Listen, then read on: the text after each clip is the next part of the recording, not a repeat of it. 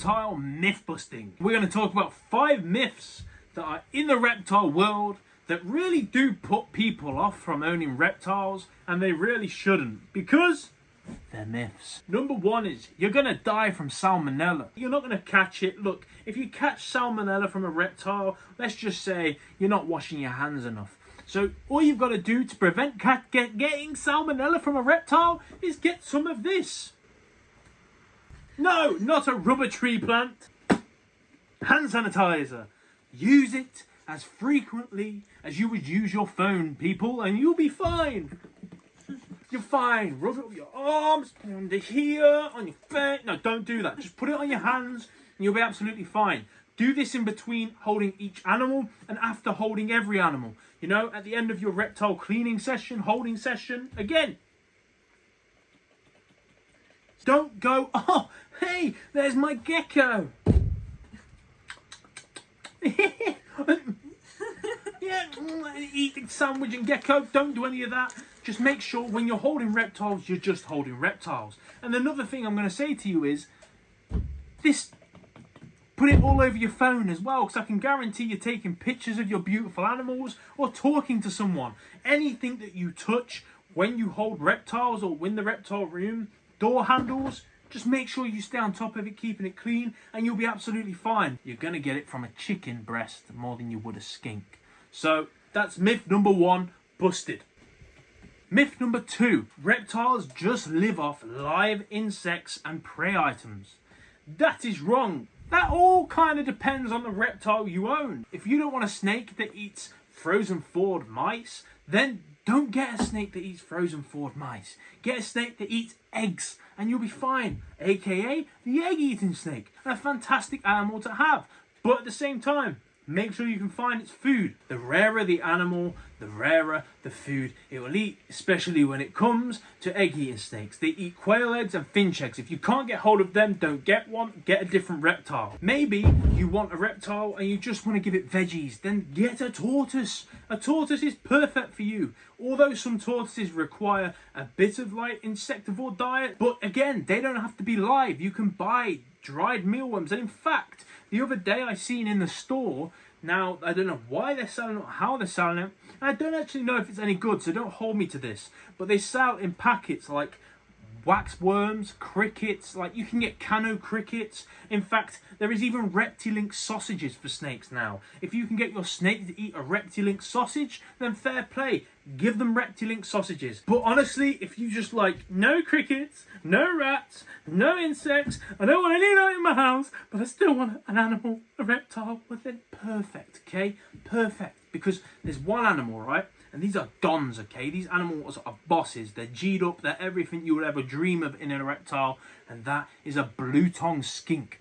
Or, as you would call it, a bluey in Australia. A blue-tongue skink, they can eat, right? Listen to me, don't feed them whiskers because that's a bad thing. But they can eat cat food, right? Get them the best of cat food. Get them applause, all right? You can get applause tinned cat food. It's pretty much 95% meat. They're omnivores. They can eat egg. They can eat salad. They can eat papaya. They can eat mango. They can eat cat food of high quality. They can eat pretty much anything. In fact, you can actually feed them a skink burger. And if you don't know what I'm on about, then there's a video coming out this week. And if you're so excited you can't wait for that, go and check out my shorts where there is a skink burger. It says, feeding my boy a burger. That is a skink burger. And they loved it, okay? But there you are. There are reptiles that you can own that don't eat the disgusting things that you don't like. Get rid of that myth. Gone. The next myth is reptiles are slimy.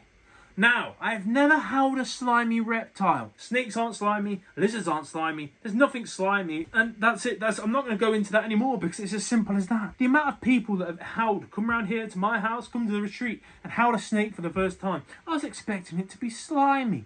Why was you expecting it to be slimy? They have scales, okay? And depending on the type of scale, you can get rough ones and you can get smooth ones. Hognoses have rough scales and they're not slimy, they're bumpy. It's like you're rubbing your hand across bumpy sandpaper, okay? And the other snakes, they just feel smooth. They're just really smooth, no slime involved whatsoever, okay? So that's that myth busted. There is no such thing as a slimy reptile. The next myth is reptiles are not affectionate animals. Now, look, listen, right?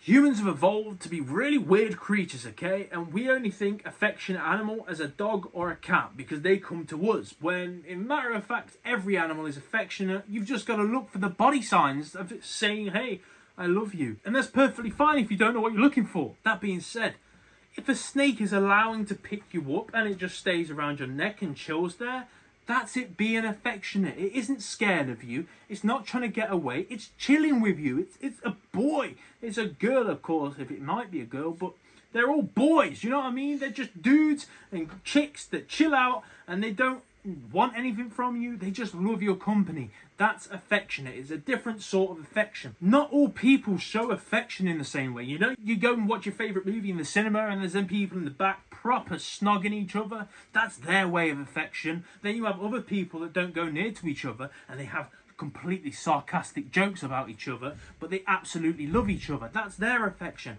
Just like reptiles, we all have different ways of showing affection, and that's the beauty of them. You've just got to look for them, and if you can't find them, I'm afraid you're not affectionate yourself. So don't blame the animal. My boy Sally, he loves his ear tickles. You know, I tickle his ear, he tilts his head. You wouldn't think it. He's like a dog, okay? All of my, geckos, chin look, I let them lick my nose as well. I love that sort of thing. And they're like, hey, it's Dad. When they lick me up, that's Dad. I'm Dad. But either way, that is affection. They are really affectionate, just not the same way as a cat or a dog. Now, the next myth is all reptile people are weird. Yeah, it's sort of not a myth, but who isn't weird? We're all weird in our own little ways. I mean, the amount of times I've been called weird and crazy. But guess what? We're all weird in our own certain ways. But you can't categorize a certain animal to the certain people of keepers. You know, there is a lot of, casual people. No piercings, don't like certain music, don't still play Pokemon. There's a lot of them people out there. They just love reptiles, okay? Normal people, as you would call them, okay? And you know what? I'm glad there's so many different people into reptiles.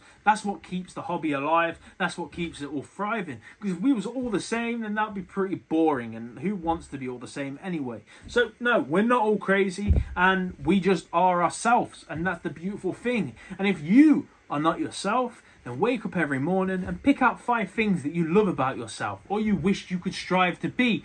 Do that every day and you'll become who you're supposed to be. Piece of advice, next myth is snakes are deadly, dangerous animals. Okay? You see all this drama. You know what hasn't helped? News, movies, everything like that. All of these films, all of these programs, they create this dramatic effect about snakes, And you know what? It's all a load of rubbish. This is a hognose, and she's a hissy girl. When I get her out of the vivarium, she's boops. She's just literally being herself. That's who she is. It's her instinct. Like, we are built to be creative and everything else like that. Snakes are created to protect themselves. And until you gain their trust, they're not going to be nice to you. Poa here is an absolute beautiful baby and I love her to bits. But again, she still hisses and, she's always going to do that.